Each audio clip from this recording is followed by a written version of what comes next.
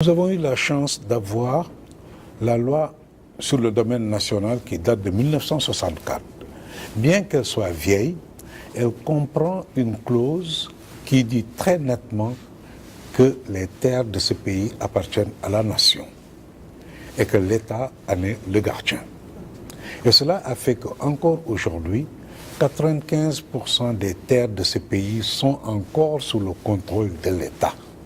Seul l'État en a le droit d'immatriculation. Cela, c'est une chance extraordinaire.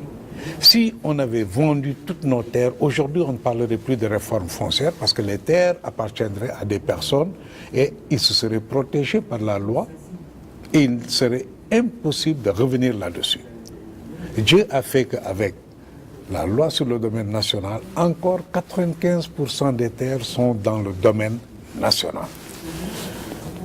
Donc les orientations qui pourront sortir de la réforme foncière, nous, on demande à ce que l'État, les citoyens, la nation puissent encore garder le contrôle de la terre.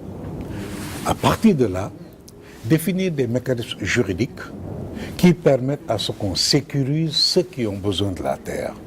Est-ce que c'est sous forme de bail ou on dira pour 25 ans, pour 50 ans, pour 99 ans, vous pouvez utiliser cette terre, mais il y aura des périodes où on va évaluer est-ce que vous avez utilisé ça selon les termes des cahiers sur lesquels on s'était entendu au départ.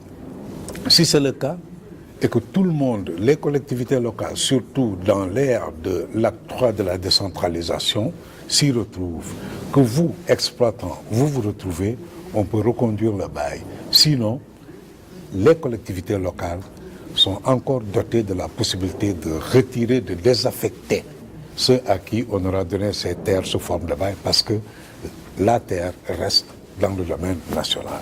Ça, c'est quelques orientations sur lesquelles je sais que la Commission nationale des réformes foncières est en train de travailler. Mais encore plus intéressant, c'est ce que nous avons entendu le ministre dire ce matin. Le ministre a très clairement dit que le gouvernement du Sénégal était contre un marché foncier rural. Ça veut dire qu'il sera impossible de vendre les terres. Et ça va encore être un outil contre l'accaparement des terres.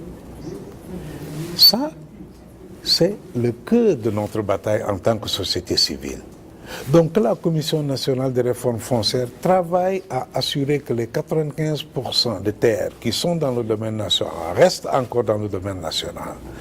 Plus le gouvernement, à qui on n'a pas encore soumis le rapport de la Commission, puisse aussi dire qu'ils sont contre le marché foncier rural.